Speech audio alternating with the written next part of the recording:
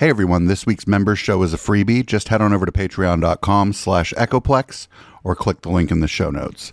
With our upcoming move, we could really use some support too. So while you're there, consider becoming a member at any level, even just $1.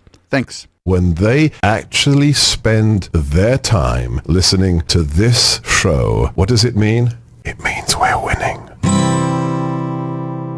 I'm white and I've got everything I need. No one clutches their purses when they're in a room alone with me. And I can drive for any neighborhood I please at any hour, and the police don't do a thing. So if I see a penny on the ground, I leave it alone and fucking flip it. I'm a straight white male in America.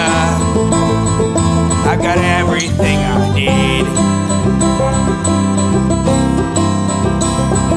I'm a guy getting paid more than a girl with a degree. And I can walk down the streets after dark, no one wants to rape me. And I can get a girl pregnant and just as easily flee. Just like my straight white male dad did to me. So if I see a penny on the ground, I leave it alone and fucking flip it. I'm a straight white male in America. I've got all the luck I need. I've got a pile of broken mirrors and I'm walking under ladders and I'm spilling tons of salt, but to me that doesn't matter, cause my skin and my gender and my orientation are the best things to have if you live in this nation. I recommend it highly.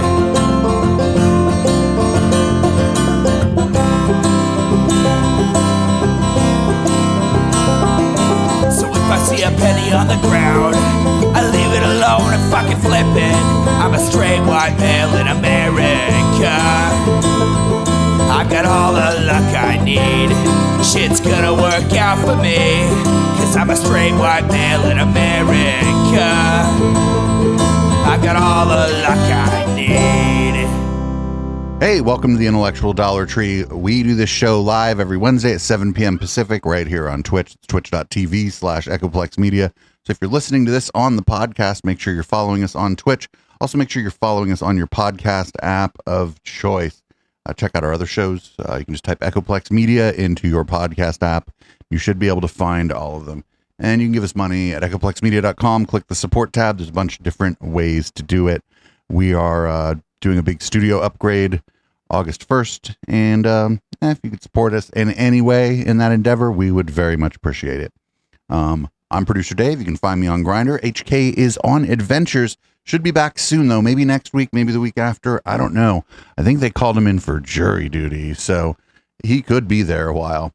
So you're stuck with me. If you generally watch the show or listen to the show for HK, well, then I guess you're screwed. Anyway, we're going to go ahead and, well, there's two people that I don't like, and we're going to do a video with both of them. There's this one from Trigonometry. His name is Konstantin. Don't like him. And he's going to be talking with Bret Weinstein. Don't like him. So we're going to watch their discussion. And I would like, by the way, this Konstantin guy and his host that we've called Non-Oliver in the chat, they keep claiming that they were working comedians in London. I looked around and couldn't really find any evidence that was the case. So if anybody could find some evidence that they were actually working comedians in London, that'd be great, because I kind of don't believe them, I guess. Anyway, here we go. This is staving off extinction. They're going to stave off extinction with a podcast, everybody. I liked when Joe Rogan came out and he said, look, I'm going to stop talking to politicians because I don't want to be a player in this field. And when it comes to this stuff that we're talking about, I don't want to be a player in that. So if the government is coming and taking your rights away and saying, if you don't take the vaccine, we're going to fire you from the job, I'm going to stand up and say that's wrong. Well, right? If the government is forcing you to wear an nappy on your face that doesn't work, right? yeah, you're going to stand up. I'm going to stand up and say that's wrong. If the government is forcing you to live in a quarantine facility when you have a disease that is akin to flu, I'm going to stand up and say, what the fuck? All of this other stuff, it becomes a little bit above my pay grade is my point. And that's why I think, you talked earlier about sort of like, well, this is a problem you don't feel capable of solving, so you solve the ones that you can. Actually, I do think that's a recipe for a sane person, in my opinion. There are many, many things I could worry about in the world on which I have absolutely no impact, and on which my interference will probably make things worse rather than better. Oh, look at these books. We got The Madness of Crowds. I don't know what this one, but this one called Europe is probably a problem. See, like over it'd be our left, it'd be his right shoulder, our left. Madness of Crowds is by Doug Murray. Doug Murray is a white supremacist, a posh white supremacist, but a white supremacist nonetheless.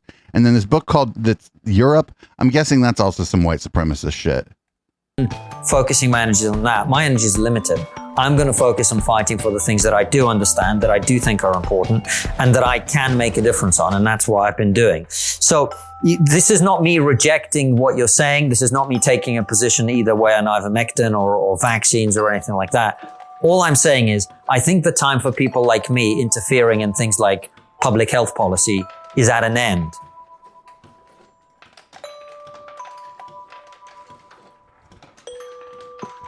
Hey folks, welcome to the Dark Horse Podcast. I have the great pleasure today of sitting in person with Konstantin Kisin. I am sitting, of course, on his set, the set of Trigonometry, also known affectionately as TriggerPod. Welcome, Konstantin. Thanks very much. Affectionately, they know it affectionately as TriggerPod. Down in person. It is great to sit down in person. Last time I saw you was pre-COVID. Yes, it was. Yeah. So it's been some time and the world is a new place since last we spoke in person. Thank you for the loan of this set. I will say I'm concerned about one thing, which is that because all of the visuals here are your visuals, I'm triggered to just let you ask questions and I'll respond to them, which that's not going to work, is it? Well, it's a pity because we would have loved to have you back on the show and in person, but Francis, so as people may know, I've been on paternity leave and Francis has been on holiday, very much needed one for the last couple of weeks. Francis is the one that y'all call non-Oliver. We're not able to interview because he's still abroad. But I'm really pleased that we get a chance to chat anyway. Yeah, me too. And I don't know how much it will be a focus of our discussion, but the new baby is certainly the most important fact in the room here at the moment. And congratulations. Why? You barely even know this guy, Bret. Why the fuck you care that much about his baby? And you and I were talking earlier before we started, and I was kind of, not complaining, but sort of saying like the baby's at the stage where he's, he does a lot of poops and he does a lot of sucking on my wife's breast. And that's about it really at this point. But I'm really enjoying it anyway. But it's who married this guy? Where they have a personality yet. So I'm really looking forward to getting to that point where this guy's like real creepy. The person. If you like. So at the point that you have stopped producing new children, you kind of forget some of what goes on. Am I right that your child is still in the stage where they remain where you leave them? Yes. Oh, yeah. He's only about 12 days old. So you can't even roll over. No. Roll over maybe is about 12. No, still not. Still not. Yeah. Pooing, eating, screaming if those two things are in the wrong setting, and that's about it. If you're going to count on your fingers the things that the child does, you're going to find a phase come where you're going to run out of digits and you're going to have to count some other way. But anyway, it is, I would just say it is transformative when you have a child because it rearranges the whole logic of life. I can't even figure out exactly what words to say, except that this is the way in which the human purpose unfolds. And many people don't have children and they have found new purposes and all of that's marvelous. But at the point that you return to this sacred role of passing on what you are to this new human in this very special way that humans do it. And I hope Bret's kids have like a sense of, they have a bit of an independent streak about life. And I do hear what you're saying. I went through the same thing where at first, babies are, a really important fact and you feel the emotional bond that you feel, but it's like, well, I can't really father the child very well at this point because, they're just not capable of taking on the kinds of lessons that I'm equipped to teach. I'm too smart for my baby, Bret Weinstein, circa 2022. Oh my God. Or maybe he's like, you're too smart for your baby, Bret Weinstein, circa 2022. Get the fuck out of here. You'll be there so soon. Oh man, I'm loving the whole process as it is. I was just observing that There's a kind of transitional phase. But in terms of the point that you make about it changing who you are and how you view the world and how you behave, I noticed it literally the day that I found out my wife was pregnant. I was driving into London here to the studio, and a guy cut me up and sort of blocked me off on the road. And he was completely in the wrong by the rules of the road. And normally in that situation, I'm not going to lie, if people are going to behave like a dick, I am going to make it uncomfortable for them to continue to behave that way. Oh, you're not probably in a position to really do that very often, Konstantin. So I would normally take extra time to, I wouldn't be screaming and shouting. I'd take extra time to get out of his way.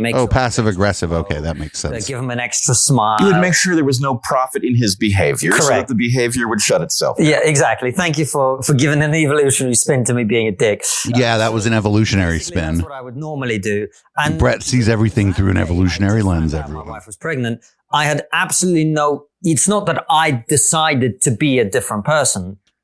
I just noticed that I had absolutely no emotional reaction, and I just let this guy get on with it as quickly as he could, didn't make it any more difficult. And I just think there is something that definitely happened with me, which in terms of how I conceive of myself in the society that I exist in terms of my status and relation to other people. This is 2 fucking hours. In the world instantly changed about that time when I realized there's a person who's now counting on me in a way that even my wife wasn't counting. My wife will be fine without me, I would hope, but a little baby won't. And I think that switch of being responsible for another human being who's helpless without you, it changed the way I think and behave about myself. And I'm sure there's quite a lot that you could probably talk to me about in terms of the evolutionary function of preserving yourself versus being a young male and risk-taking and all of that. Well, I remember a similar shocking transition. It wasn't on discovering that Heather was pregnant. It was, I believe, the night before she gave birth to my first child, Zach. And I remember, I think this must have been triggered by a dream, which I don't remember, but I remember feeling my brain rewire around the concept that the right thing to do would involve, running into the burning building to save this person were it necessary, right? I remember that transition. And how do you feel like this kind of stuff? I just don't believe it. And I think a lot of people say that these kind of things happen to them in this way. I don't. Unless my mind is just missing something that other people's minds are missing. How do you feel your mind rewiring or whatever the fuck he's talking about? Does it feel like a headache? Does it feel like a hangover? Does it feel like you bumped your head on something? What is, I don't know. People talk about these sort of transformational experiences all the time where they feel their mind switch gears a lot of times in spirituality kind of settings, or spiritual gurus will say it. And I don't know what he's talking about. Happened close enough to consciousness that I wouldn't be of two minds about it, right? Now, here's the really uncomfortable part, though. The logic changes at the point that you have a second child, right? Because one does not want to take the tiniest chance, right, of saving a jeopardized child if it is going to strand another child. So there's an equation that has to be built. Oh my God, what the fuck? This is so stupid. So now my brain rewired itself in this other way because I had a second child and I realized I'm responsible for 2 children. And if I zig and then I should have zagged, come on, man. This is so weird. Remember that transition from this is now a very simple thing, even a very small chance of saving this person is worth trading your life over, right? To, well, you have to figure out the costs and benefits, which, frankly, I wish I didn't have that piece of information. It's uncomfortable to know that calculation is taking place, but I did feel it. And, it sure does line up with the evolutionary logic. Fascinating. Well, it's, but wait a minute. Evolution isn't a process that happens in your conscious mind. I'm This is just bullshit. This has to be bullshit. Like, yeah, okay, like mammals that care for their young or whatever, yeah, we're evolved to care for our young. But like the thing he's talking about was all like in his mind. He like ran through like imaginary scenarios or something in his mind, or he sort of was using, dare I say, his intellect to like think about things in a certain way. And I don't know if I think that's just thinking about things. I don't think that's really an evolutionary thing. It sounds so cheesy, and in modern society, you're not supposed to say it, but it is a revolutionary experience. It changes your view of things entirely. It does. Now, I will give you some advice that you definitely didn't ask for. Please. There is, I believe, no way to properly raise a child in this era. That ship has sailed. The era is so screwed up, and the hazards are so many, and they're growing at such a rate that if I were you, oh, what a pal, Bret. Bret's like, oh, you seem excited that you're having a kid. Well, let me tell you, society is fucked up, and you're going to fail. I would just, the cheery message every father needs to hear. Well, but here's the thing. You need to know it because until maybe this is different for you. Maybe you've seen enough parenting. But in our case, Heather and I hadn't seen any real parenting either. We had seen the parenting that was done for us, but we hadn't been around a lot of parents at the point we had kids. And so we learned a lot of lessons just by trial and error and talking it out. But one has the sense, right? We know that bad parenting messes kids up, right? And so there's it depends on what you mean by bad parenting. Are you imperfect because you're a human being and you make mistakes sometimes because you're a human being, and sometimes those mistakes have some impact on your kids? That's a different scenario. That probably doesn't screw anybody up. If that screwed everybody up, wait a minute, we're all screwed up. Okay, never mind. It all makes sense. Parenting, you'll be very concerned that you don't want to do that, right? But what is harder to understand is how resilient the child is to bad parenting. So the point is, you'll make plenty of errors, and the child is seeking signal in noise. So if your parenting is basically good, then the child will get the result of good parenting as a result of, they'll throw out the outlying bad parenting stuff that you do, and they'll get the good message. The problem, do you think the kid's really considering, like, on a fucking week to week or month to month basis, whether or not you're being a good parent? I think you look back as an adult and you realize whether or not you had good parenting or good family structure around you when you were younger. I don't think that, like, as a kid, you're really thinking too terribly much about that. Or maybe there's some privilege there because I had good parents and a good family structure around me. And maybe there's a bit more, maybe kids who don't, maybe they do think about it more, and I should maybe consider that a little bit. Changing so rapidly, and so many of the things that you're interfacing with, it's hard to know whether the novelty of them is a hazard or not, that I don't think it's really possible to deliver your kid a program that will make them, a happy, healthy, well-adjusted adult. Because well-adjusted to what exactly? To a world in chaos? Yeah. But like, what do you mean? Yeah, you have a world of chaos. Yeah, the world's been chaotic like the whole time. The universe is chaos. For all intents and purposes, the universe is trying to kill you. It's just that this planet has provided you some protections from the universe. So yeah, like, literally the universe is trying to kill you, and if you're trying to stay alive, that's chaos. So yeah, you can parent well and equip someone well for a chaotic environment. People grew up in the Troubles in Ireland and came out fine. People grew up during other civil wars that maybe we didn't learn that much about, or not civil wars, but civil unrest that we didn't learn that much about because we learn about the UK and Europe, at least we do here in America, because white supremacy. But yeah, people have grown up in all kinds of environments and come out just fine.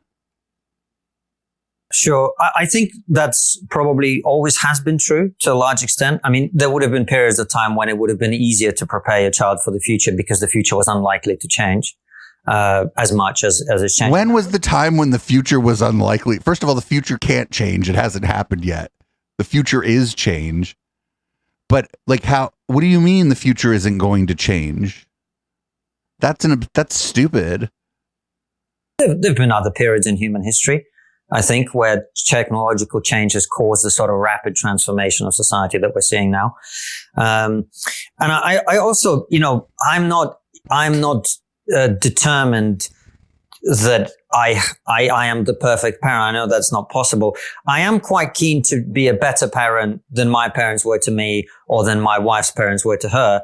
And I sort of think like that's a likely outcome. To be honest, I love my parents and they did their best. But when I was born, my mom she'd been 18 for 4 days. My dad was 20 and they didn't know what the hell they were doing. So if I can, and I've turned out in my head, all right. So if I can be better than that, I think my kids will be okay. And also I just think, I maybe quibble with the idea that it was ever possible to prepare your children for the future.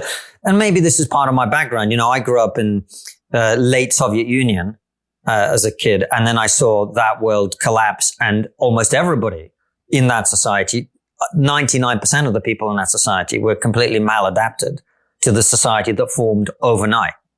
And so to me, the idea that it's actually possible to genuinely prepare your kids fully for the future, I think it's probably more about instilling a set of values and a set of principles. And then holy shit, compared to the psychobabble that Bret's spewing out, Konstantin sounds like somewhat reasonable here, right? Konstantin's like, well, how do we, you can't ever prepare. And I can't prepare myself for the future. I don't know what's going to happen in 5 years. The talents and the ingenuity to fend for themselves in a way. So I think it's more about, there's a certain set of red lines that we don't cross, and there's a certain set of things that we do in every circumstance, which is, we speak the truth when we can, et cetera, right? All of those things. And then you just leave them to it. I think I don't know that you're going to get them to be well adjusted to any world, because the world's constantly changing. Well, but the problem is that's actually new, right? And I take your point. The world constantly changing is not new. This is no. The rate of change. So as we get older, we probably believe the rate of change of the world is speeding up or whatever, and that the world's so much different than we were young. But I bet everybody believes that, especially like Bret's probably in his 50s. I bet everybody believes that as they get into their 50s. But like they probably believe that people in their 50s in the 1980s believe that. People who were 55 in 1962 believed that. The printing press, that transformed society. I'm still uncertain about it. But look, first of all, centuries of violent revolutions around the world. Well, but here's the thing that I think is missing from this. Recent human history has had many of these violent upheavals. And I agree, every single one of those takes people who were adapted to something and throws them into some world they don't know. Okay. Humans are adapted to that. And in fact, I would argue that what we understand about PTSD tells us that human beings are adapted to make exactly one violent transition in a lifetime. Right? Wait, why do you know? Wait, what do you mean? Why, how do we know that? From war is when they have their problem, right? You can go from walking around a normal, stable civilization to being in a jungle and not knowing whether you're going to step into a booby trap or a sniper is going to pick you off. You can adapt to that reality, but it's very hard to turn off the part of your mind that learned that you could be in such a circumstance, right? And so then from then on, every supermarket is like, where are the booby traps and who's going to shoot at me? Wait, what? So I do think we're built for violent transitions, but one of them, what we are not built for is a treadmill where we are constantly facing, they're not quite as violent, but we are yeah, you're just talking about getting ratioed on Twitter now. About the difference between this world and the world pre-COVID and the world pre-Facebook, right? We keep going through these violent transitions. And what's more, it's like a treadmill on which some diabolical force is turning up the speed of it, right? The rate at which these violent transitions are coming at us is going up.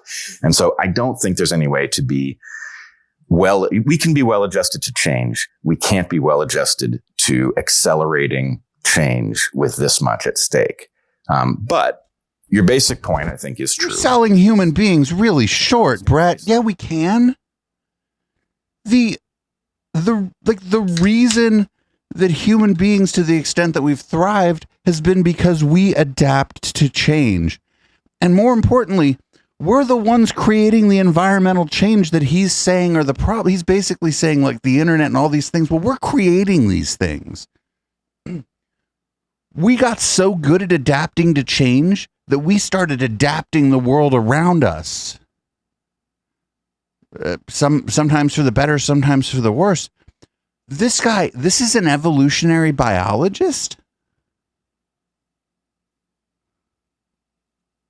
That world, and you know that your child will, then you fall back to something else. And I actually, we don't know each other all that well, but I've certainly watched a lot of your podcast. I have a pretty good sense of who you are. And I'm very confident in your capacity to do this because you are highly conscious and very decent, right? Your values are good, but it's the highly conscious thing. Consciousness is the tool that we have for dealing with novelty. And you've got it in spades. So, yeah, your kid's going to face some stuff, but having a parent who has modeled that way of approaching it is about the best thing that they could have. Well, I appreciate that. Thank you.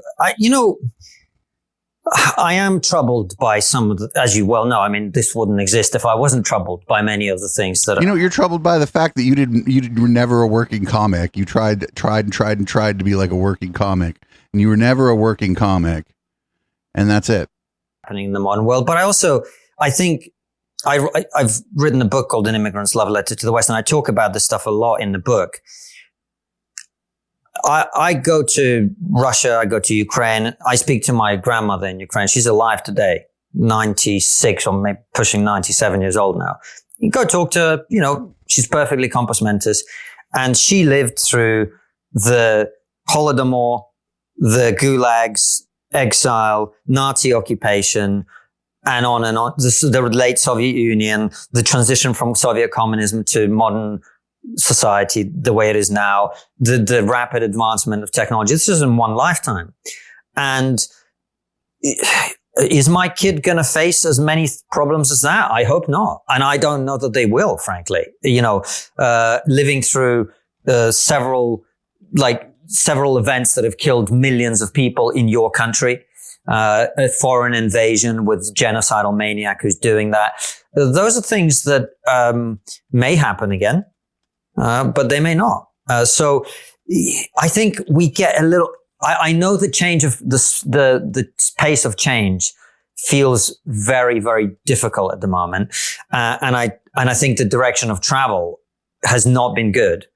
But I also think that we ought not to get carried away because I look at comedy, for example. I don't do stand-up comedy anymore, but this was how this guy never really did stand-up comedy, at least not in any sort of meaningful way. He was not part of the London stand-up comedy scene. Back now in the comedy world, it went from my heroes growing up with people like George Carlin and Bill Hicks, and they were pushing back, lefties pushing back against the religion of their day, which was religion, right? And that's why they made fun of Christians and all of that.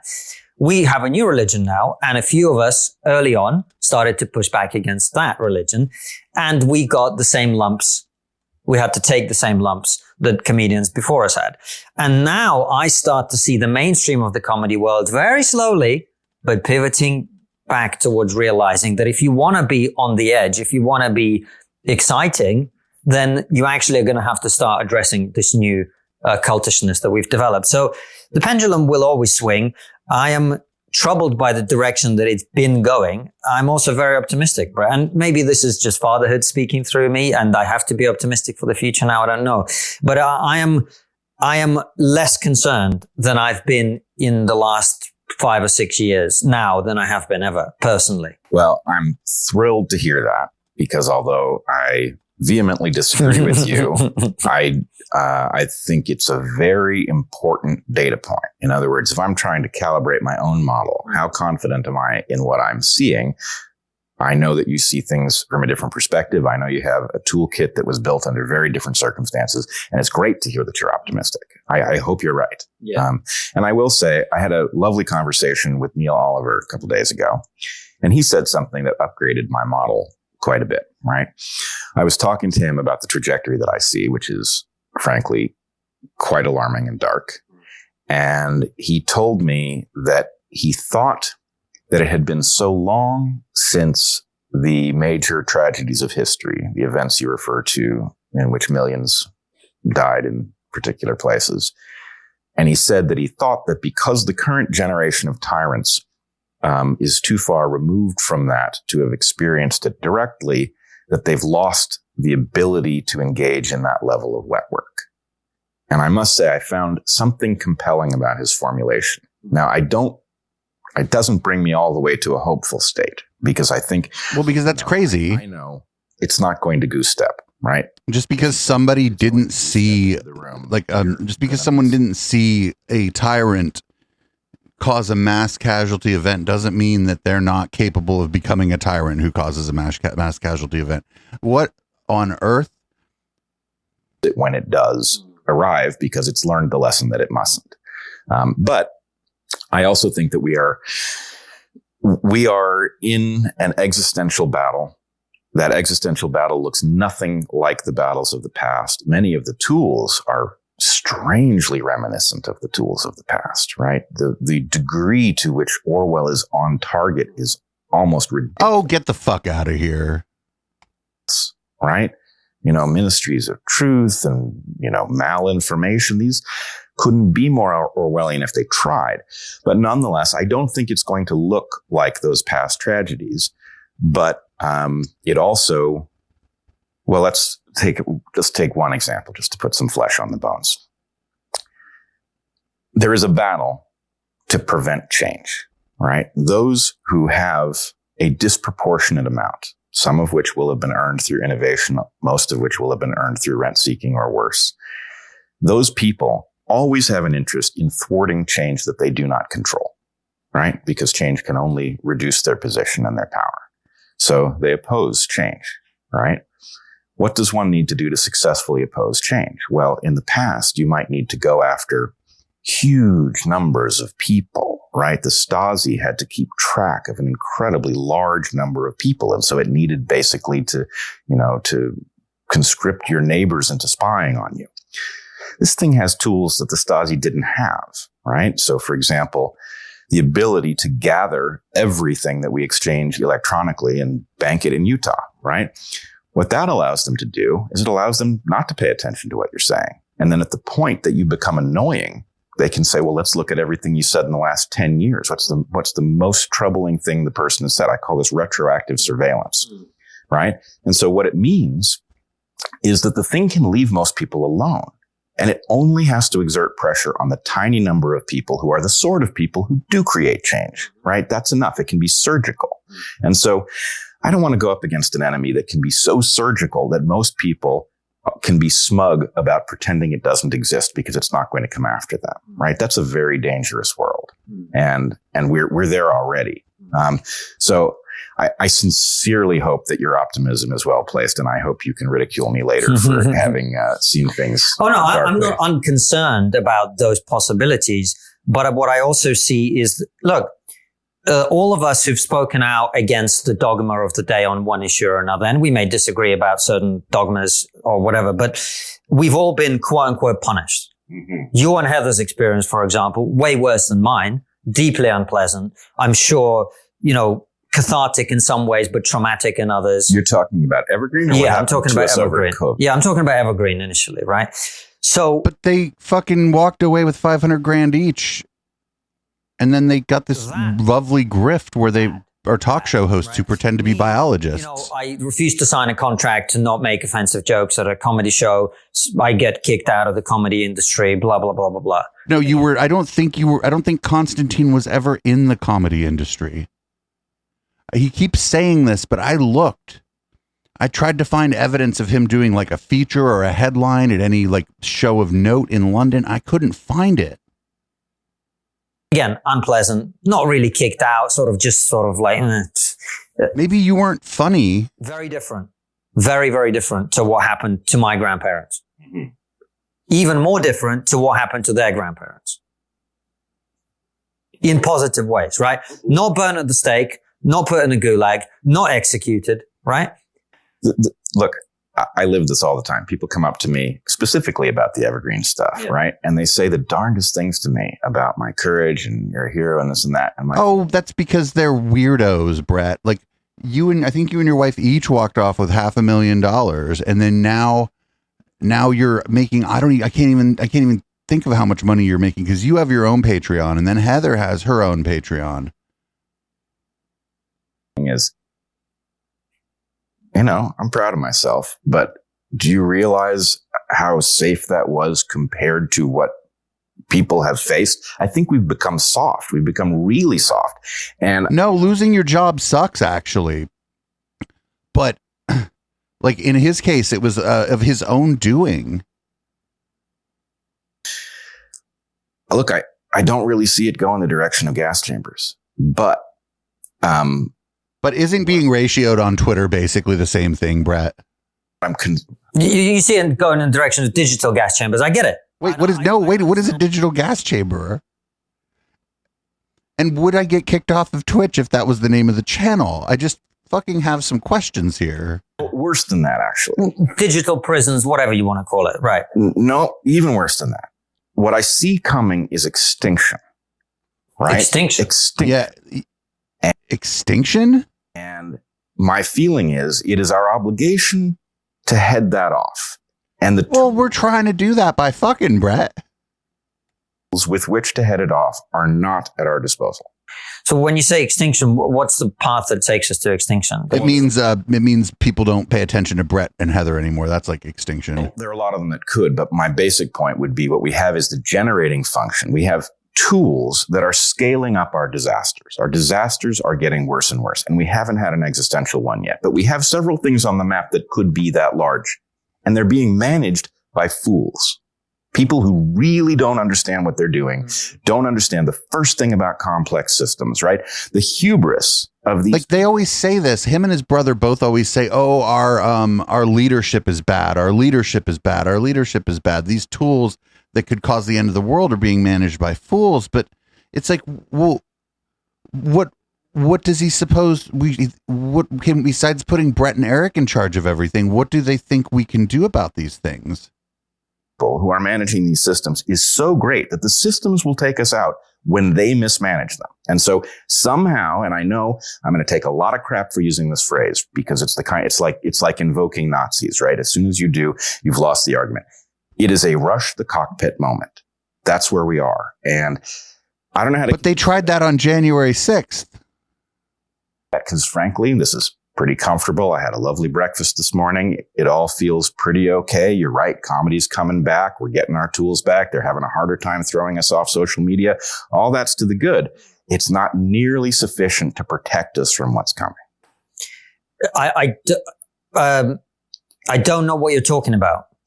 Well, let me give you an example. Like, this is amazing because Konstantin, I don't like Konstantin, but there's a way. I think Konstantin isn't buying Bret's bullshit, which is really weird. He's not going to say it, right? We're not going to get a moment where Konstantin's like, this is crazy stuff, right? He's not going to say, this is wild what you're saying here. Why are you being such an alarmist? We're not going to get, you're a drama queen, right? We're just never going to get that because Konstantin needs access to a guy like Bret. But like, I've never seen this guy's body language be this way with a guest. Konstantin seems uncomfortable and like he kind of doesn't like where this is going, or he seems like he doesn't like this conversation in a way.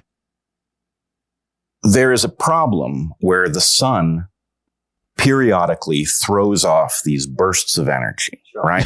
Solar flare. It's like a solar flare is coming. What do we do? What has Joe Biden done to stop the solar flare? these things are thrown off effectively in random directions. Gigantic storms get thrown off fairly regularly, and mostly they don't come anywhere near us. And every so often one does come near us, and sometimes they hit us, right? We are running an incredibly large risk that one of these is going to take out a major section of the power grid across an entire continent. It is not implausible that we would lose a third of the North American power grid. And when it goes down, it's not like it comes back on a few days later. The transformers that hold this system together, that run it, it would take more than a year. If you ordered one today, it would take more than a year for it to be delivered. And that's in a system that is not pressured by the need to replace many of them simultaneously, right? Now, if you imagine a third of North America going dark, already you've got a question. Are the Canadian and American governments sufficiently competent at this moment? Bret, there's another country in North America, Bret. Order under such a circumstance? Well, I sure don't know that they are. Second thing, we have numerous nuclear reactors in these zones. Every single one of them requires a constant input of electrical energy, or the water that is used to keep all the spent fuel that has gone through these reactors from catching fire will boil away, right? So they all have, I think it's 2 weeks supply of diesel fuel on site in order to keep them cool. Probably, I think I know that most of them have at least a month, which is more than they are legally required to have, which is great. But we're talking about doing this over the course of a year. Right, but during that month, the people, there are probably contingency plans, right, that Bret's not privy to. Now, how dare they not submit their contingency plan to Bret for if they lose power for an extended period of time? But the people working at these facilities are generally fairly serious people who generally take their jobs pretty seriously and understand like the risks and the stakes, right? These aren't just, it's not Homer Simpson working at the nuclear power plant. So I just think there must be contingency plans for these things. Which the vigilance to keep the diesel fuel flowing to those reactors, any place where that fails, turns that reactor into a nuclear volcano. Well, no, you can shut them down. Right? You can't shut them down. What do you mean? You can't shut them down. See, like, look, I've never seen this Konstantin guy. Like, I don't know, he's having a bad day or something. And I don't know what's going on here, because I've never seen Konstantin just directly contradict his guest before. And this is one of these things where I didn't know this until Fukushima happened, at which point I learned a lot. But there were other, Bret, there were other factors at Fukushima. That Fukushima wasn't the result of a fucking power outage. Bret, a giant wave hit Fukushima. It's like the people who say that, oh, well, how come the Twin Towers fell because of an office fire, and they forget about the fucking plane hitting the building. Fission power. The fact is, when you run this material through the reactor, it's actually fairly safe before it's gone through the reactor. It becomes much more dangerous in the reactor. But he's essentially making the claim that within 30 days, there is no safe way to completely turn off one of these reactors. And I don't think that's the case. I don't think it would be perfect, but it's not going to melt down. If you like, right? And then there's a period of something like 5 years where the only way to keep it from catching fire is to keep it underwater and to keep the water circulating. It needs constant influx of cold water in order to keep it cool, right? Now, the reason that stuff is still in these reactors or on these reactor sites is that we never made good on our promise to find something to do with it, right? When these reactors were first built, we were told, look, we'll figure out where to. But this is the way he's talking about the waste doesn't just stay inside the reactor. It's not just sitting in the reactor waiting to blow up. I don't know that much about this, but I know that they're like, well, I know that they didn't say, oh, we have no idea what to do with the waste. Just leave it in the reactor. Get the fuck out. Get the fuck out of here. be in Yucca Mountain. We'll find something really stable, a good place it'll go. That never happened. So the stuff is all stored on site, which is really the worst place it could be, because if the reactor goes bad, it gets in the way of your ability to manage the spent fuel that came through it. So for 5 years after coming out of these reactors, the stuff has to be actively cooled. It contains literally the worst stuff on Earth, right? Including plutonium with a 200,000-year half-life, right? Really dangerous stuff. And it will all be liberated into the atmosphere if it catches fire. And it will make it impossible to manage the rest of the stuff that's there, right? All the stuff that's been there longer than 5 years could be taken out of these reactors, and it could be put in what's called dry cask storage. Dry cask storage isn't great, still highly radioactive. Stuff in there has a really long half-life, but it at least doesn't require vigilance, right? It just sits there inert. And as long as nobody breaks open the container, it's okay. But we're not doing that. Why not? Because it costs money. So what I'm telling you is that accidentally, we built a doomsday device and we distributed it across North America. Oh, is he against nuclear power? Right? It's just sitting there, right? And it's sitting there waiting for a failure that could be flung out of the sun at any minute. And at the point it gets flung out of the sun, we can calculate roughly the likelihood that the storm will hit us. We can calculate based on how big the storm is, what the potential is for it to do damage to our grids. But there's nothing we can do about it. So there's also something really important here. This assumes that the solar flare is like a direct hit and that it hits like a landmass. And I know that it's a little more complicated than that, but the planet's mostly water. So if there's a solar flare, the likelihood is that it hits the ocean, or that it mostly hits the ocean, and that this catastrophe, where basically the dead center of the country, like ground zero or whatever, is Kansas. Like Kansas is ground zero, like the dead center of the country, and it knocks out everything from, I don't know, halfway up Canada to halfway down Mexico. That's like a very, very unlikely scenario. It's a weird punchline in that story. The remedy for this isn't expensive, right? We're talking something to solve this problem in North America. We're talking about a sum of money that has been estimated as something like equivalent to a B-2 bomber, right? Stealth bomber.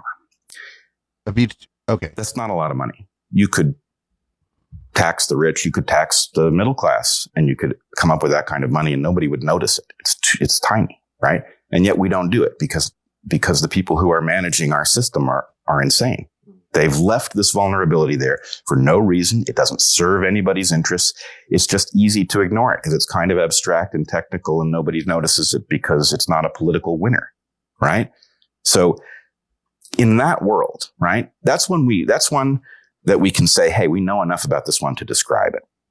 But then there's a whole series of other things where something has been done that we only discover after the disaster, that some process was underway that we needed to know about ahead of time, right?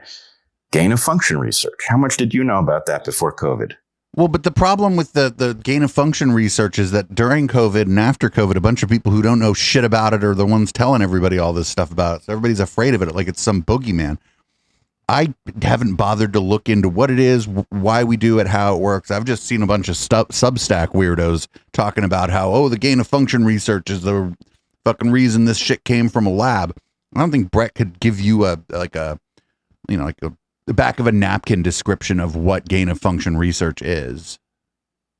I wasn't paying attention. No. Right. So, okay, they're doing gain of function research. Well, how much more of that are they doing and on what? And, how good is their security and how much of it's in Ukraine and what happens? How much of it is in Ukraine? Right? Well, none right now. I think the people that were doing like any kind of research in Ukraine might tend to be busy right now, Bret.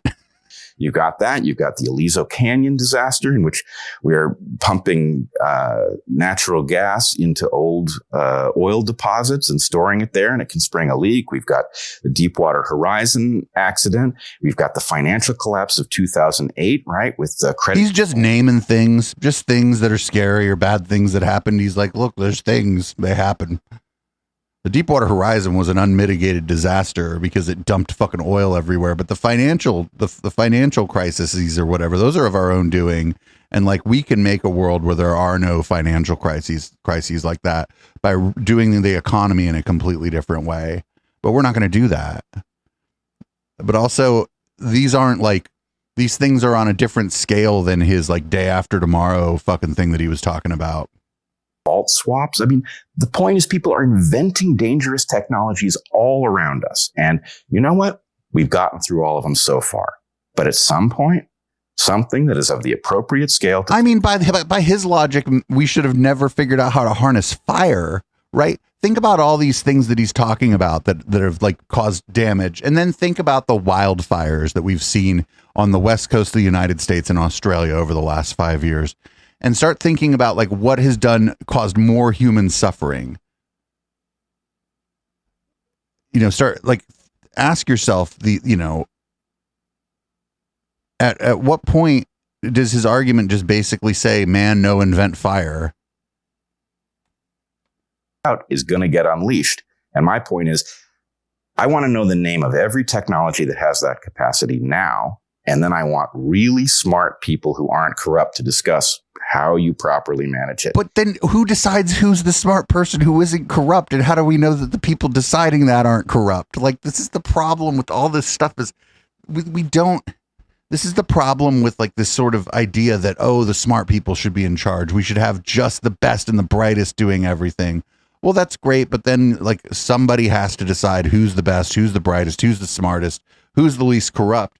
And then now it's another layer of people making that decision that now those people better be the best, the brightest, and not very corrupt. And the problem is that people are not the best and the brightest. None of us are. Maybe some of us are. Most of us are not. And all of us are corruptible in some way. So like I don't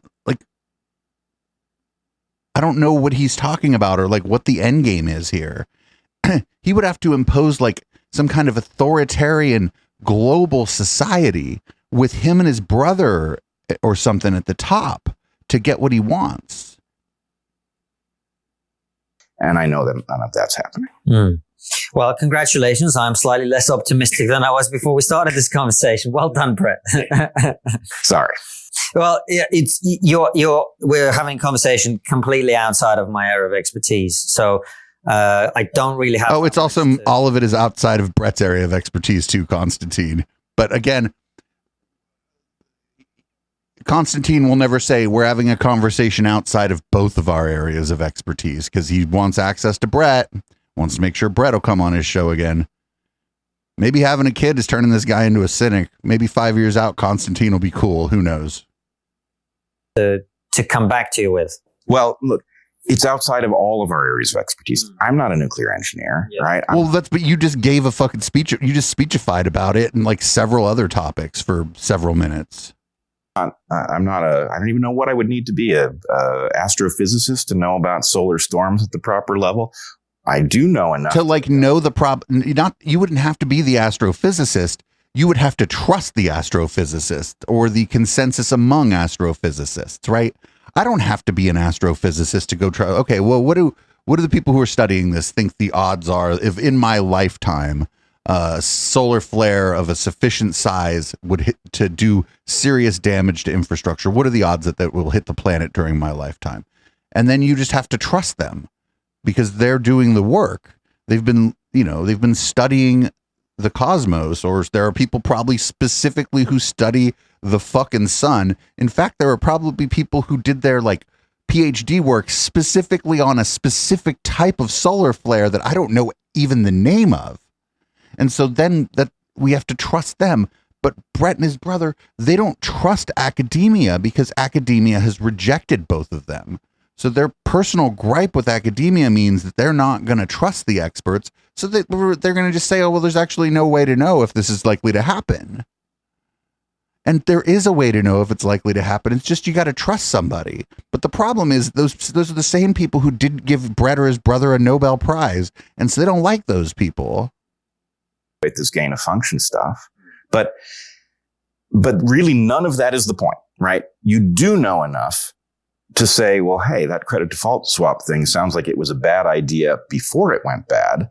And then we found out about it. But there were people in the industry sounding the alarm about credit default swaps, and nobody listened to them because make hay while the sun shines, baby. That's what people were doing. Point it had gone bad, and it didn't take out the world economy, but it was of a scale that tells us that's possible, right? So something out there, we've got a sorcerer's apprentice problem, right? There's something out there with the power to unleash things that it cannot keep under control. And we don't have the wisdom to address it. And so anyway, I do feel... See, it's interesting you make that point because credit default swaps is something I understand a little bit. And actually, what's interesting about the We did a lot of credit default swaps in my pretend comedy career. 2008 financial crisis is the direct consequence of the Clinton administration abandoning rules that were set in place after the Great Depression Glass-Steagall to prevent that from happening again. So it's not so much that we don't have the competence, it's more that we are greedy enough that we think, well, look, if we take the brakes off the car, we can go faster. Right. And that's how so I understand your concern, but also I suppose I'm kind of philosophical about extinction. I fear death only as a personal thing. I fear dying if it means that my wife and child and people I love are going to be without me and they need me. I actually am not that concerned about dying if we all die together. Yeah, I mean, I've noticed that in myself too. I don't know what it's about. It's a little odd. Yeah. It's a little odd. Well, it's because it's because the scenarios in which we all die together are few and highly unlikely. Climate change, we're not all just going to wake up one day and cook, right? Climate change is going to be personal misery for people. People will die in personal misery, and you might be one of those people. It's not like the giant asteroid hitting the planet. I'll take the giant asteroid hitting the planet if I know for sure that over the next 20 years, we're all going to go because of climate change, because the amount of suffering, not just of human beings, but of every creature on this planet, if climate change takes us out over the next 20 years, it's going to be horrific. Whereas if the asteroid hits the planet, hey man, we can just throw a big party. We know it's coming, right? Like, that's why. Fear death. I fear leaving people behind who might like me or love me or need me. Yes. But I've lived a great life already. I have exactly the same sense. I'm very comfortable with who if I died 10 years ago, I'd be concerned that I hadn't become the human being that I could die and know that I'm proud of that person. But maybe in 10 years, Konstantin, you'll look back on all this and be like, well, boy, am I glad I cleaned up the mess I made associating with these fucking grifters.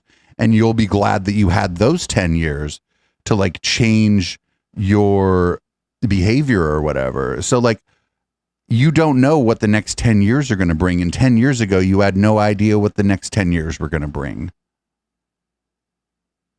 I'm more comfortable in that. I'm like, this is a person who's stuck by his principles, who's done some things that he thought were important, who's created something, who's employed people, who's made other people's lives better, who's helped his friends, who's, all of that. And so I hear you. The accelerating pace of technological change means that we're left in the hands of people that we wouldn't otherwise choose to trust. And the catastrophe that could come from that failure is... But that's just what happens when you rely on expertise. As we get into a more technological society and rely more on expertise, we have to do that. This is same as it ever was. Extinction level. Sure. Okay. I'm okay with it, Bret. Well, all right. Well, I hate to be this guy because I want to make you less okay with it. Some of us are going to survive, is what you're going to say. No.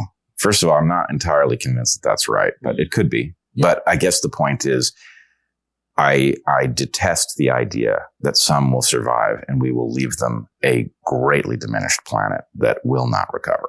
Right? They might live on it, maybe. Oh, I don't know. If we go away, the planet will probably do just fine. We just won't be here to fucking enjoy it.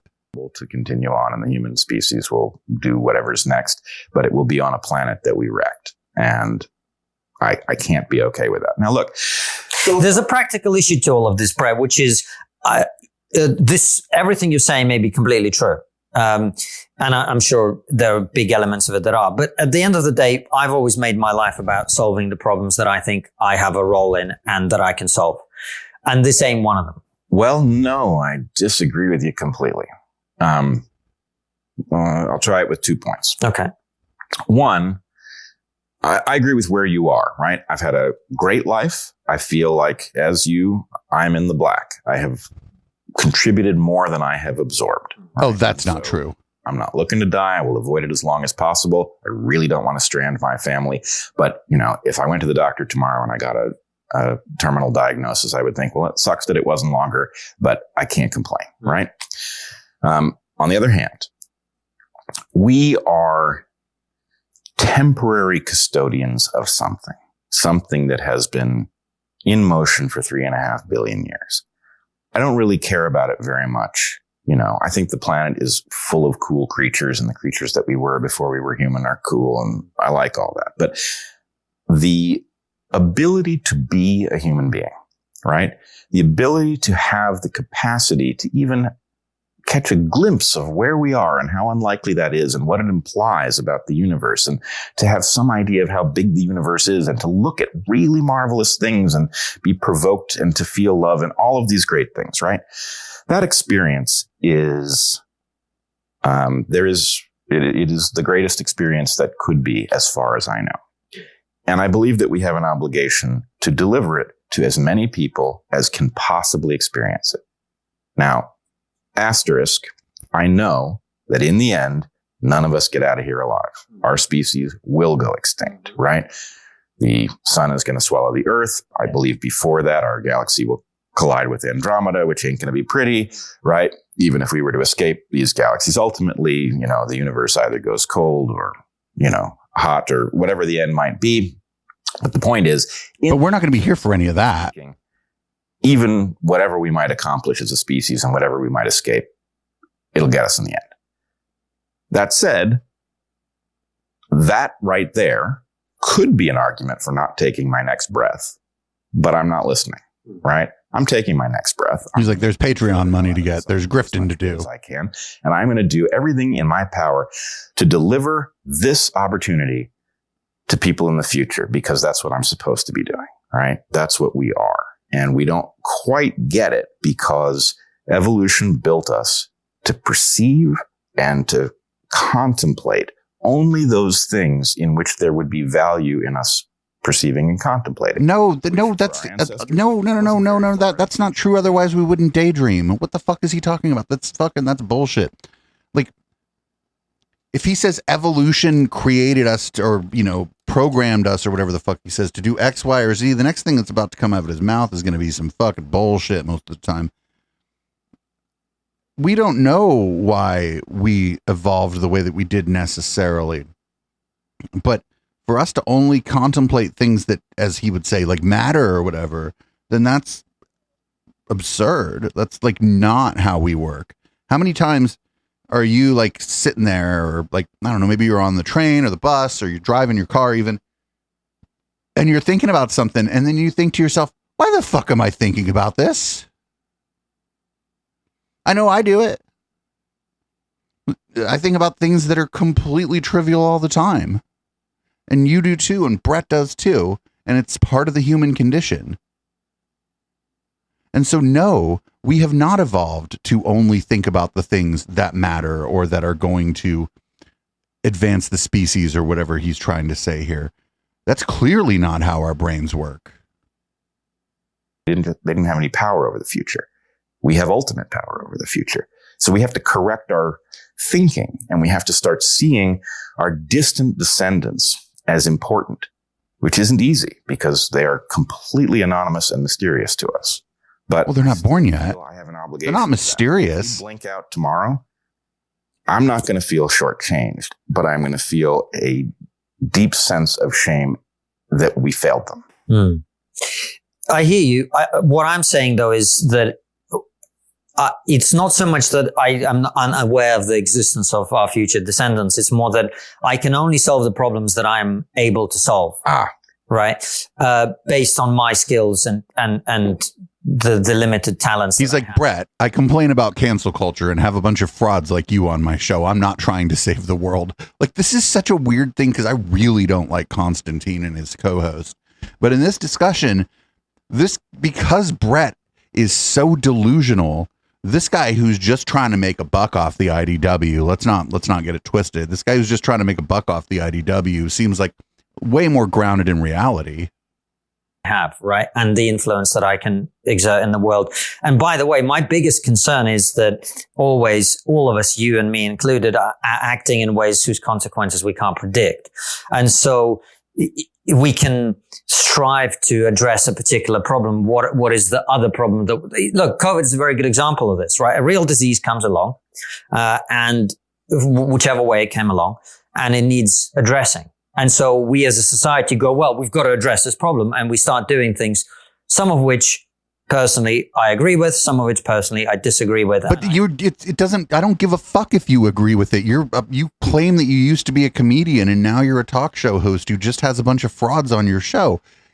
You're free to disagree or agree with public policy, but it doesn't matter. And it doesn't matter if I agree with public policy or if you agree with public policy.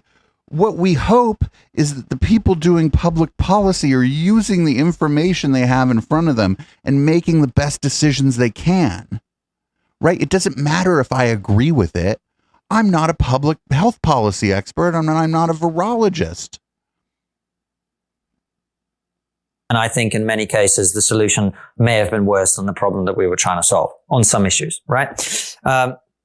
So in that desire to make the world a better place, I'm wary of people who are so confident in their own ability to solve these problems consequence free that they sort of push us down that line. I'm wary of my own kind of inability to play a positive role in solving this. So there's certain things that I can do, and I'm doing them. Beyond that, I'm not able to solve the problems you're describing in any meaningful way. Well, I mean, I agree with your formulation. The problem is people whose hubris causes them to think they can solve problems and to be unimaginative about the unintended consequences. I'm totally on board. Oh, Bret, are you totally on board with that? Because you just described you and your brother. With that, I mean, this is the flaw of progressivism, right? Wait, what? Don't spot the unintended consequences. You do the thing that you think needs to be done, and then do make things worse. But what I'm talking about is actually. So there's a difference. Like if you do something like he says, oh, that's a problem with progressivism. You know, you make changes and it makes things worse. Does it always make things worse? Or when you make changes in policy, have you just created new challenges?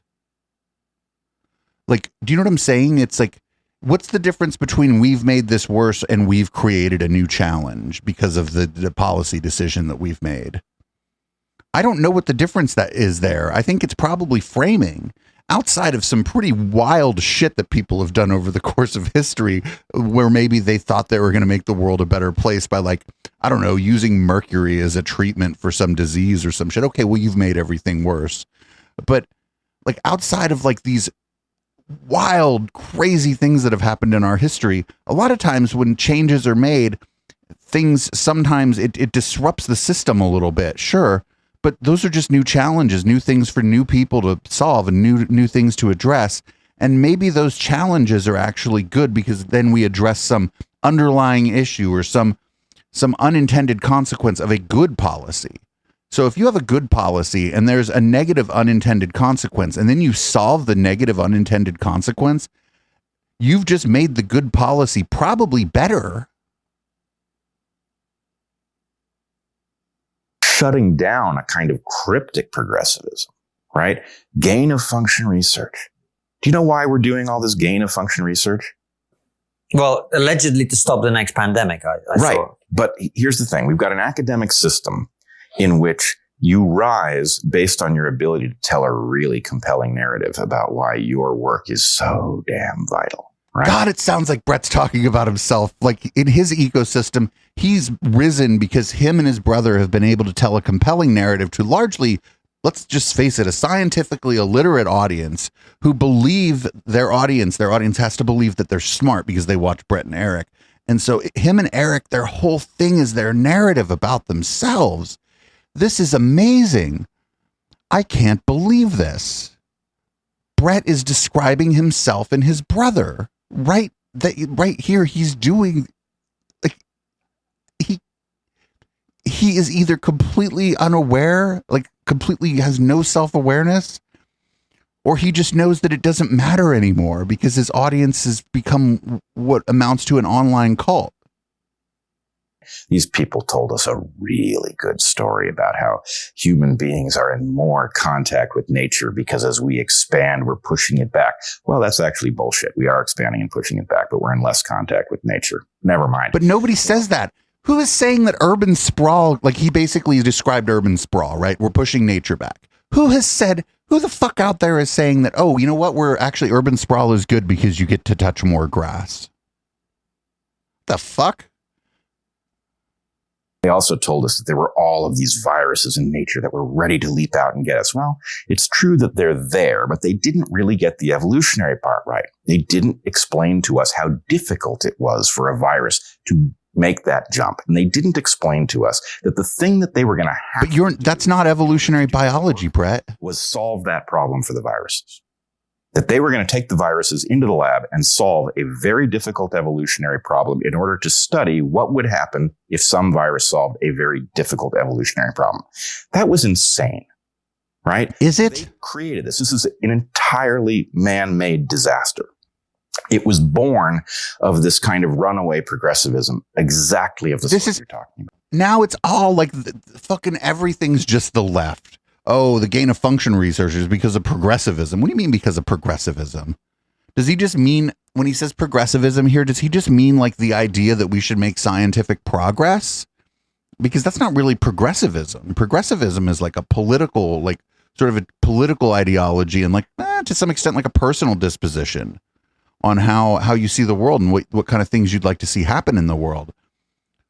It isn't, progressivism isn't let's make scientific progress.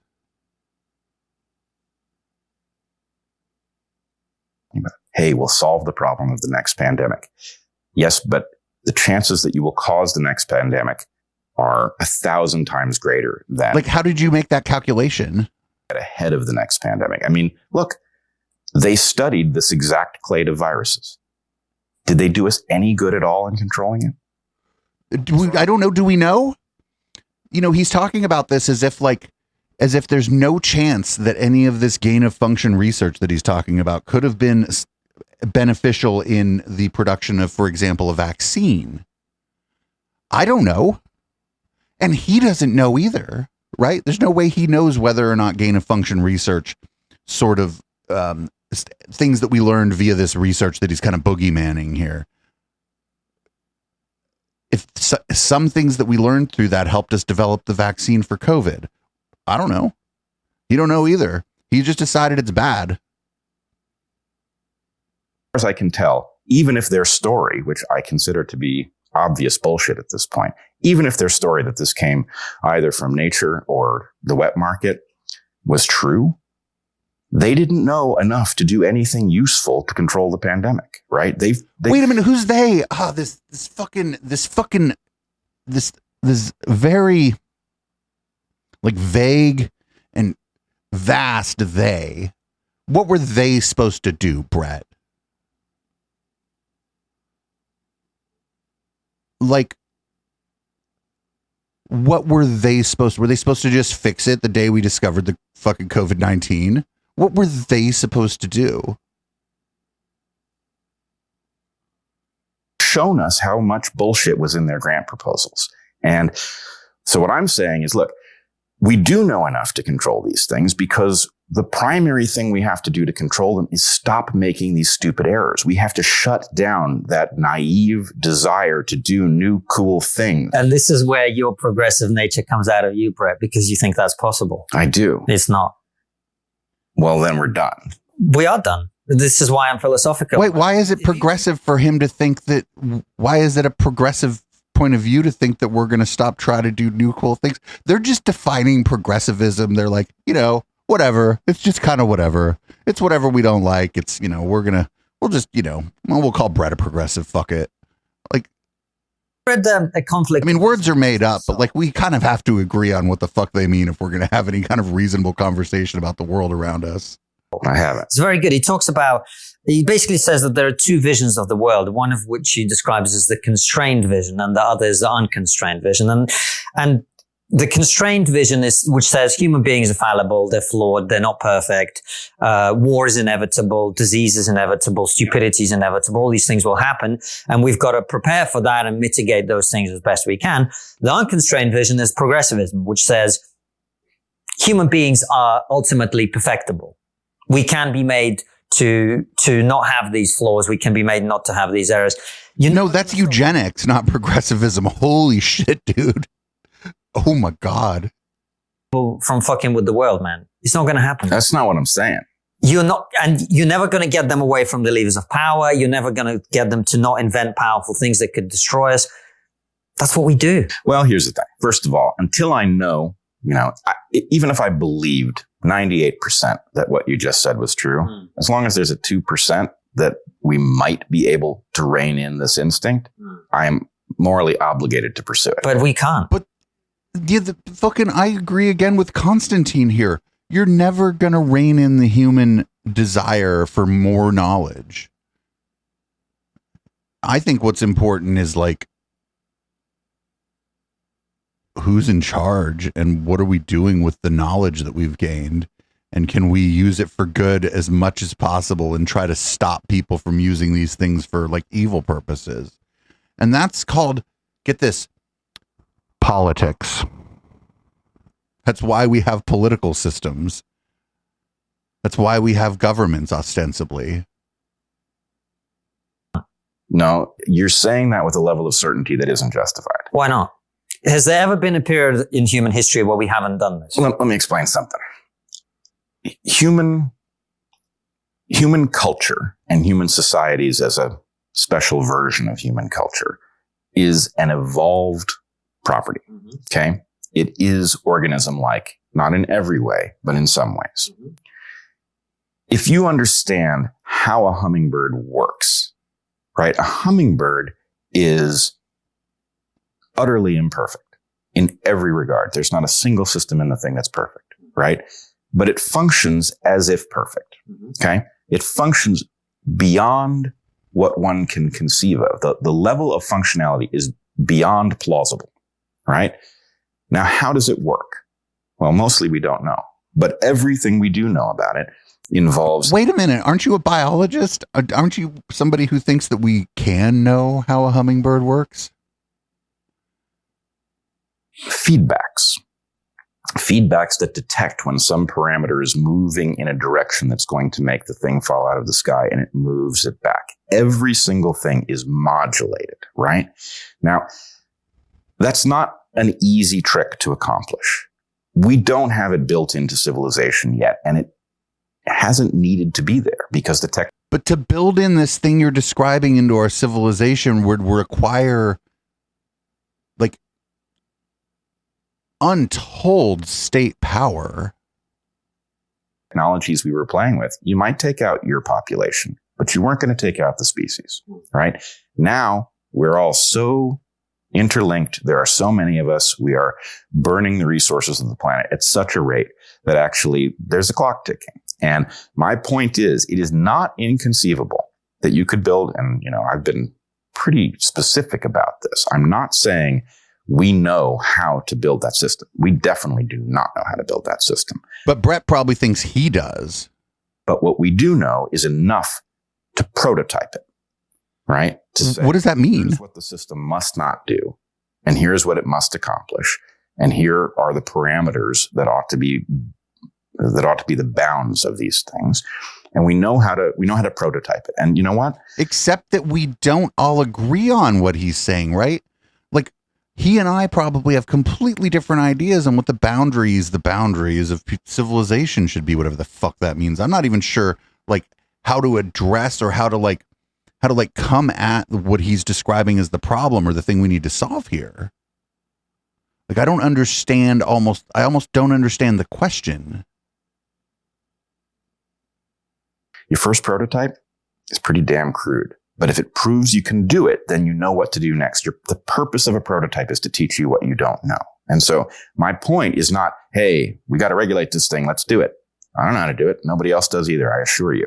But What we need to do is get some uncorrupted people. But this is where you lose me. What? This is where he loses me too. It's this great man theory, right? It's a very American thing too. And it might be because Konstantin isn't an American, right? Is that it built into American society more so than a lot of other places is this theory of like the great man. It's always a man. Let's not get it twisted, right? We believe this about the founding fathers. We very, very much believe this about the founding fathers, even though a lot of them weren't exactly all that great. A lot of them were drunks. A lot of them were sexual assaulters. They owned fucking slaves and shit. But it's this great man theory. Bret just thinks, we just need the right, 7 men in charge or what the fuck ever. Like the Supreme Court is in a lot of ways based on this theory of the great man. It's a very American thing. And I think that's maybe why Konstantin isn't going to buy this either. It's, in Great Britain, they have a parliamentary system and their courts are structured differently and they have a prime minister, but it's not really the prime minister isn't based on like the great man theory, the way that like a powerful executive in the United States is based on like great man theory. The uncorrupted people. Right. Corruption is a function of existence. And of hierarchy, and of structure. Right. You're not, my point is, you're not going to get a system where people have power, where some people aren't corrupt.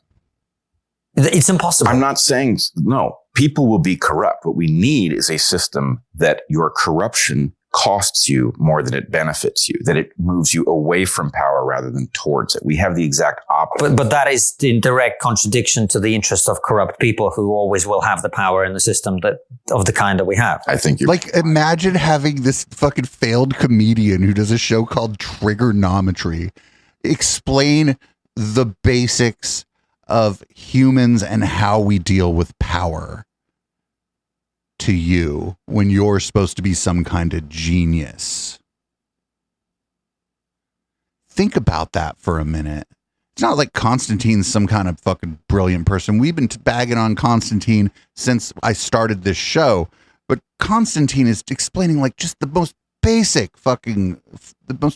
ideas that we have about humans and power and how humans behave when we have power, especially when we start having groups of people who have power. This is like shit you learn in like 6th grade. No, I think I'm making my point. Well, but then maybe which is you're never going to get away from that. Well, you say never going to get away from that, but I think that assumes this system, right? Look, like I said, this is your progressive coming out. No, this isn't that Konstantin. This has nothing to do with whether or not he's progressive. This is great man theory. And I think that great man theory tends to be a conservative idea. It's an old school idea. It's not a new idea. Okay, fair. That's a fair challenge, but understand something. I call myself a reluctant radical. Okay. And what that means is I believe only radical change will save us, and radical change is inherently so dangerous it should terrify you. So I am not a progressive by virtue of the fact that I'm enthusiastic. I'm playfully teasing you. You know that, right? Of course. Yeah. This is why I don't believe this guy was ever a comedian, because he's not teasing Bret. He just said something stupid. It's important because I think you do disagree with me, and I think I am trying to make a point that, frankly, I don't love saying this because I hear a mechanism at work that actually liberates a friend of mine from a kind of obligation that, frankly, probably we can't meet and is really unpleasant. So I don't necessarily want to inflict it on you. But I do think that, in terms of being philosophically consistent, we aren't cooked yet. And you know what? No, we're not. But you haven't mentioned climate change once, and that's the most likely thing to cook us. I don't know. Or flood us out, depending on where we live. Power, gain of function research, blah, blah, blah. Therefore, I'm not really in a position to do anything anyway, so I'm going to go back to not worrying about it. But the fact is, actually, you are in exactly the business where you probably have as much say as anyone else. I don't think that's true. But here's the thing. You're in the business of persuading people of things that they can't see. No, See, this is, I think, one of the big problems that we're going to, and this is one of the problems we've created by creating the sort of society and culture that we have now, is people like me are in a position now where they're supposed to influence things and, you know, have these conversations about important issues like COVID or this or that. I actually think, I think it was a mistake to get involved in the conversations around these issues as much as I have done. And going forward. Oh my God. Did you hear? He was just like, actually, this is a mistake for me to get involved in this conversation. Holy shit. I'm fucking blown away. To avoid that as much as I can, because I'm not qualified to make these calls or to influence people on these issues. And the longer I go, the more I realize the thing we've just been talking about, which is unintended consequence of things. So I was, I think, quite careful to talk about my issues with our response to COVID from a position of saying, look, I don't know what the medical side of this is. I don't know if ivermectin works. I don't know how. But there's a way to know. Whatever the vaccine is. All I know is I'm uncomfortable with forcing people to do things they don't want to do in a free society like the ones that we have. And that is and remains my position. I think my view was always, look, as I understand it, and I don't understand it, but as I understand it, the vaccine is relatively safe and the trade-offs are worth it for people who are in a certain age category, who are in a certain health category, etc. Do you mean everyone? The trade-offs are worth it for everyone? I was, not you should, but if I was in your position, I would take it, right? That was always my view.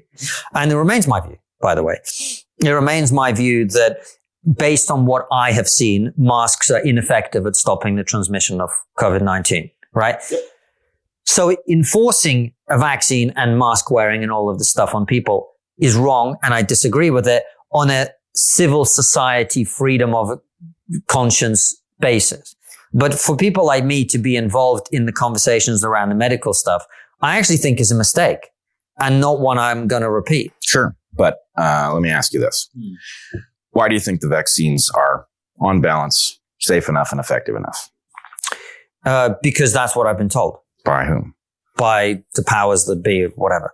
Nah, it's probably better than that, right? You wouldn't have listened to the powers that be necessarily, but you might have listened to a wide range of people who were better. And I've listened to people who are very critical of them and people who are very supportive of them, and I've made up my mind based on what I've seen from those different sources. But suppose somebody could take you to a place where you could just simply stand and look at how that consensus came to be. And that the nature. But you can't stand in one place and look at how a fucking global consensus comes to be.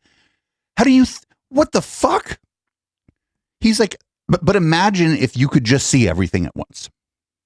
Imagine if you were omniscient. Consensus was that it was entirely coerced. And suppose that you, from what you do understand, could look and say, well, had this been allowed to unfold naturally, had doctors been allowed to voice their concerns, there would be no consensus whatsoever. And in fact, we would know these things, but we don't know them because the people who said them have been booted off of our social networks. They've been punished. They've been stigmatized. Their Wikipedia pages have been vandalized, right? Suppose you knew that the consensus itself was the product of an intense campaign to create an impression that is false. If you could take me to that room and I could observe it with my own eyes, sure. But that's never going to happen. Well, I don't know that it is or it isn't. But it's not going to happen. Well, because you're not going to go. No, because there is no such room to which I can be transported. That room is in the past, if it even exists. Oh, I don't think it is. The fact is, there are places that you could stand. I don't know that it would nail it down 100% for you, but there are places that a guy with your intellect and your skill set would look at. Oh, here we go into sense making. And I think maybe we're going to watch the rest of this, I think, during the post game. We're at about an hour and a half, so I do have to cut the podcast off. Sorry, pod listeners, but maybe I'll make this one a freebie this week. I'll put up the patrons show for free if you want to check it out. I'll put a link in the show notes for that. This is that shit we keep talking about with sense making, where it's like, well, actually, what you need to do is reject empiricism, reject expert opinion, reject consensus of expert opinion, and you need to figure it out yourself. And that is bonkers. It is a bonkers thing to believe about your own ability to observe the world around you. I'm not saying that everybody's stupid. And I know a lot of people who might be critical of what I'm saying here would be like, what do you think? I can't figure shit out for myself? And my answer would be like, most of the time, yeah. Yeah. I mean, I'm sitting here using a bunch of stuff to produce this show. Sure, I'd have a basic level of understanding of how some of it works, but I can't create this laptop. I could buy the parts and put it together, but that's different. I haven't figured anything out there. I'm just following instructions. So it's just really interesting to me that people never sense make about things like my refrigerator is leaking water everywhere, right? Like I had to have my refrigerator replaced not long after I moved into this place, actually. And me and my roommate, Rob, at the time, we weren't like, well, let's think about this for a while. Why do you suppose the refrigerator is putting water on the floor? No, we called the property management and they sent out somebody to fix the refrigerator because that person knows how to fix the refrigerator. And it's just really interesting that when you get into stuff like medicine and health, that you have a lot of people telling you that not like your refrigerator, which is super complicated that you could never figure out yourself. Your body's actually simple and you know about your body and you know about vaccines, you know about these treatments. You just need to figure it out. And that's fucking crazy. Also, nobody ever sense makes about their own heart attack, right? Like they get their ass to the goddamn hospital and have somebody hopefully save their life. Nobody sense makes about plumbing. You got some plumbing problems where you live. You just want somebody to come fix it. Somebody who knows what they're doing and is reliable and trustworthy. And so you rely on their expertise. It seems like once you can't actually see the thing yourself, not everybody, a group of people thinks that you can just use your intellect to come to the correct answer. And this is just an outrageous thing to believe. Nobody is that smart. I couldn't sense make about how to build a power strip, right? I couldn't sense make about how to make an aluminum can. These are fairly simple things that industry does for us, right? So why the fuck would I be able to sense make about a virus, a vaccine, and medical treatment?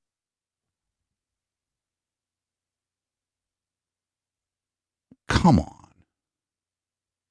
Everybody, it's okay to trust experts. It's okay to go with the consensus.